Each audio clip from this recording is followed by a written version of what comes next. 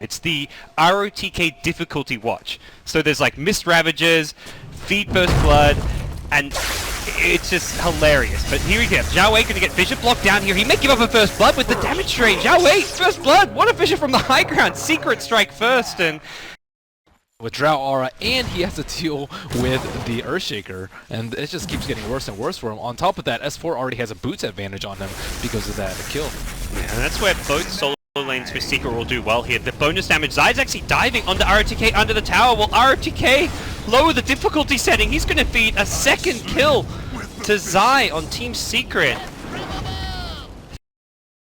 Bottom lane, waveform through, and it looks like with little backup, just the Puppy Dazzle, who did have a grave but was out of range, and now he's actually got himself really out of position. There's a rotation coming in from Earthshaker. Puppy going to grave himself, but spend his money and look to maybe buy some boots here as he's trying to get a counter kill on Ice Ice. He won't get it immediately. In comes Kuro. One right click, not going to be enough. The Fissure block gets the Lich kill. Kuro going to pay for this with his life as well, and Big God pick up a huge boost to their economy here in the bottom lane. 3 kills go their way. Place like outside your T1s, or they can bait out ganks, but looks like they're actually going to smoke in their opponent's jungle. This is really risky. They actually don't have Tidehunter here. That could instantly blink out. Gets fissured though. That's the stolen fissure. That's a really unexpected play from. Need to use a grave. Kuro also in trouble with his TP, and Ravage is going to be coming out. Catches 2. Chain Frost to follow. S4 and Kuro on the defense now. The Chain Frost still bouncing mostly to creeps, unfortunately. Zai will cop a bounce now. And no one on the Big God team going down. They've got 2 here. The Echo Slime coming out from Kuro brings down your Shadow Fiend, though. A 2-for-1 trade.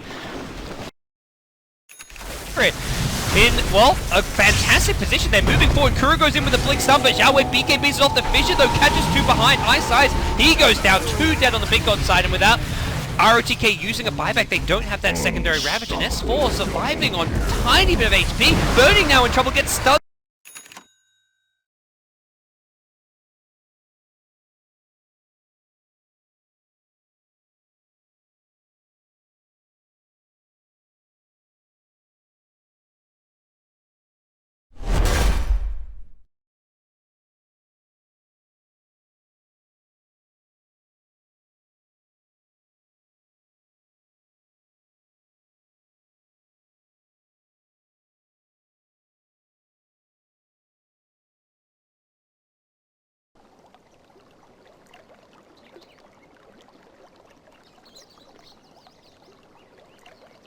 And with the deny, I mean, it's going to be pushed up to his wave, so there's only minimal impact that he can have on there. Oh, early shrapnel coming out, and bottom lane, Zai gets spun on. Ooh, spin to win. Ice Ice, he gets him inside the cogs, and that Rubik going to get your first blood.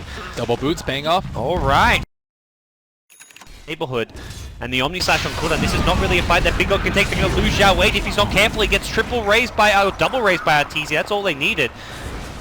As the tier 1 tower will, should get denied here. Maybe leaving alive for a bit longer. No. Arteezy goes back for it and picks up his staff with just to get his hands on the Shadow Race. It kind of sucks when you steal only 1 for the raise. If you get triple raise on Rubik, that'd be some fun.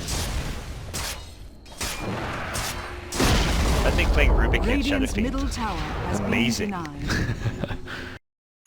Hold on to the high ground, the sniper right-click damage, he gets the cheese off though, and Kuro's blinked into his own death here. Puppy now, blink, black hole on 3, but this cancels their Omni Slash from Burning, saves the day! A huge Omni Slash. Zhao Wei on the sniper, gonna go down to the right-click damage of Arteezy. Triple kill for Arteezy, but he's gonna pay the price as Burning gets himself a double kill. They lose the Clockwork as well, 4 heroes dead, Enigma TP.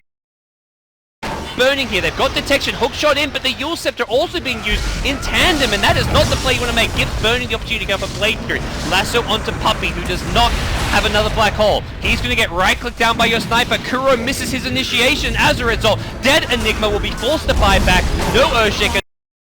Like one last hurrah as Zai hookshots in, catches out Zhao Wei. He gets forced up into a cogs. He's got no buyback on the sniper. Buyback comes up from your Juggernaut. They've got to get the throne here. TP in from Burning with the boots of travel. He's got an Omni Slash, and who's he going to go for? Onto Arteezy. Omni Slash comes out. Arteezy going to get sliced and diced onto your Zai Clockwork as well. It's a team wipe. Secret have lost game 2. We're going to a game 3. Big God bounce back once more here in the Dota 2 Asia Championships. I think Juggernaut has been Burning standout hero for this. carries, but this in tournament, it's been his juggernaut. It has been way better than his other heroes. He's had a significant early, mid, and late game impact. And sure, he has some dicey deaths there, but that Omni Slash to cancel the black hole was the finishing blow. That was the play that won them the game. That's the thing. Burning known for his big late game carries, his anti-mage, even his Medusa this tournament, but he hasn't made the plays and been able to control the game in those series. With Medusa, it was all about the let's just defend high ground and turtle up and stall the game for the late game. On the Juggernaut, he was crushing Zai in lane. Zai was level 3 for a long, long time there on the Clockwork. Mid-game, he was going around getting kills. The Shadowblade pickup as well, fantastic this game, I feel. It got a lot done as well. And I think that's where you go back to Puppy's items. And if he had a Lincoln's, that would have they would have won the game right there. So I mean, you can't expect that happening like 50 minutes of the game and an Omni Slash of all things to cancel your black hole, especially with the decreased range on it. I don't even know how Burning got that off. That's post nerf, just somehow I think coming in from behind when Puppy's black hole in front of him, Shadowblade. Yeah. I mean, even with ROTK on his feed meter, just get a BKB, ROTK, please. The difficulty watch needs to be dialed down a bit further, maybe. I don't know, because Burning. Xiaoweight's gonna have another chat with him, I would say. Yeah, I feel like it's needed. Whew, that was a nail biter. That was some game 2, Ben. We're going to go back to the panel, and when we after that, we'll have game 3 of Big God versus Team Secret. Take it away, guys.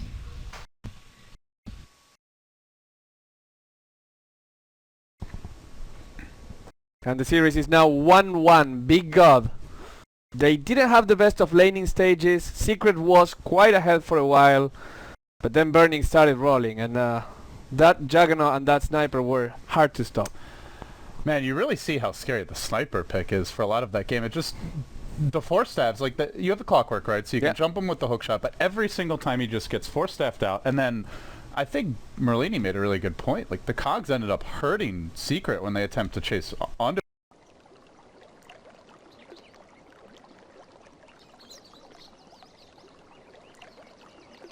Fault is there. They need a concussive shot, but Skyrat doesn't have it, I don't think.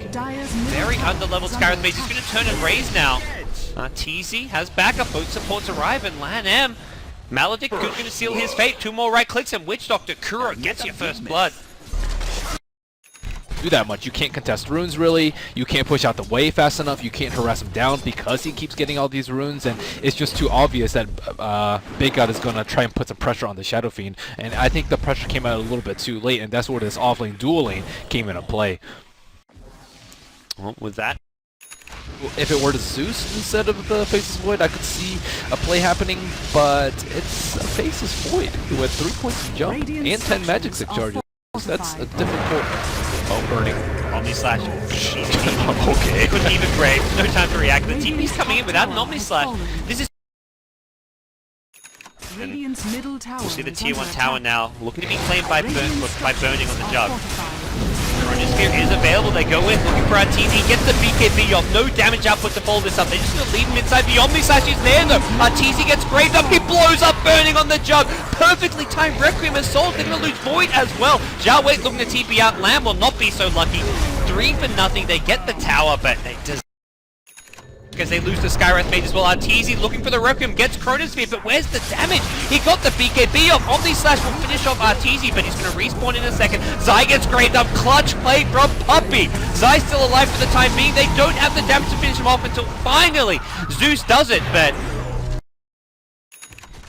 even more important than Chronosphere is maybe the Omni Slash, because that's so much of their damage. Click Lasso South things off. It's going to be onto Lamb on the Vengeful Spirit. They try and bring him down first. The Chronosphere comes out only on S4. Witch Doctor Ultimate onto Bird. There's your Omni Slash. Cancels the Witch Doctor Ultimate. Grave comes out as well. The Omni Slash gets no one. Buyback from Zeus as well as Vengeful Spirit. It looks like Burning going to go down. As said, no buyback for your Juggernaut. And with Lamb going down as well to follow this up, that's a dieback. An ultra kill for Arteezy. It looks... And so this game, not so much. I guess Lanham played really well, but overall their performance has been better than expected and looks to be the next powerhouse.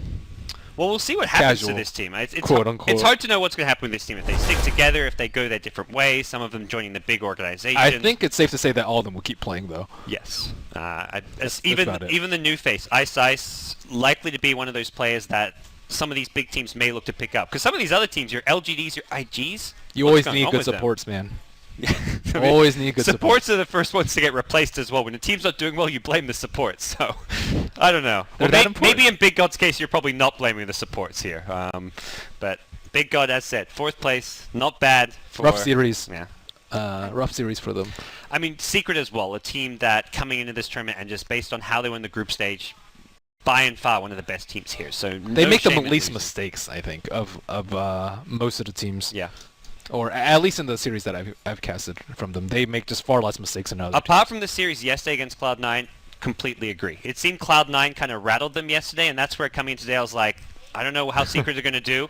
Something about just Jackie Mao maybe got Artur off his game, but yesterday they looked a bit shaky. That game 3 that Secret won was not convincing. It was probably one of their worst games of the tournament, even though they won it. But now that they've got some momentum, they took down Big God, was a 2-1 series. They verse EG next.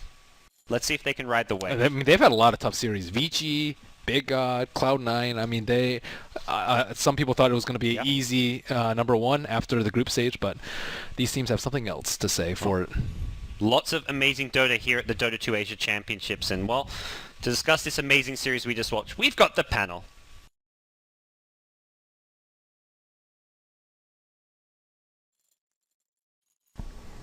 Another team's road ends now with Big God losing 2-1 versus Secret, and people on Reddit will have to find someone else to point their pitchforks at right now.